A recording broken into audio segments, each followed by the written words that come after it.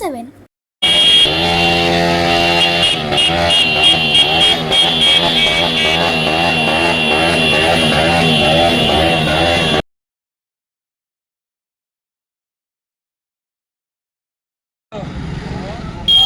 వంగవీటి మోహన్ రంగా గారు 78వ జయంతిని పురస్కరించుకుని ఈ రంగా విగ్రహానికి ఈరోజు పూలమాలలు వేసి ఆయనకి నివాళులు అర్పించడం జరిగింది. ఎంచేదంటే ఈరోజు వంగవీటి మోహన్ రంగా అంటే ఒక వ్యక్తి కాదు, ఒక శక్తి అని మీ అందరికీ మనవి చేసుకుంటున్నాను. అదేవిధంగా ఆయన ఒక కాపులకి అంకితం కాదు, కాపు జాతికి అంకితం కాదు, ఆయన అందరివాడు. అలాగే బడుగు బలహీన వర్గాలకంటూ ఏదొచ్చినా ముందుండి నడిపించినటువంటి వ్యక్తి వంగవీటి మోహన్ రంగా గారు అని చెప్పేసి మీ అందరికీ మనం చేసుకుంటూ, అదేవిధంగా ఎక్కడ ఏదైనా సరే విజయవాడలో ఇబ్బంది పడే విషయం ఏదన్నా వస్తే ఆయన దగ్గరికి ఆ రోజుల్లో వెళ్ళడం జరిగింది.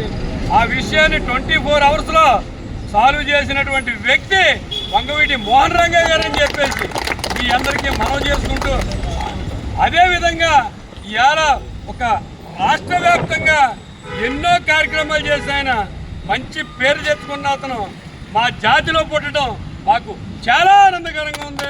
అదేవిధంగా ఈరోజు మన కాపు సోదరులకు అందరికీ చెప్పేది ఏంటంటే ఆయన ఆశయాల్లో ముందుకెళ్తూ ఆయన అడుగుజాడల్లో నడుచుకుంటూ ఈరోజు మనమందరం కూడా బడుగు బలహీన వర్గాలకి ఎటువంటిది వచ్చినా ముందుకెళ్ళి మన వాళ్ళంతా కూడా చక్కగా చేసి ఆయన ఆశయాలు ముందుకు తీసుకెళ్తారని చెప్పేసి కోరుకుంటూ, ఈరోజు ఇక్కడికి వచ్చిన బడుగు బలహీన వర్గాలకి అందరికీ కూడా, పెద్దలందరికీ కూడా, అలాగే మన మాజీ జడ్పీటీసీ శాషి గారు, ఈరోజు మాకు మండల నీటి సంఘం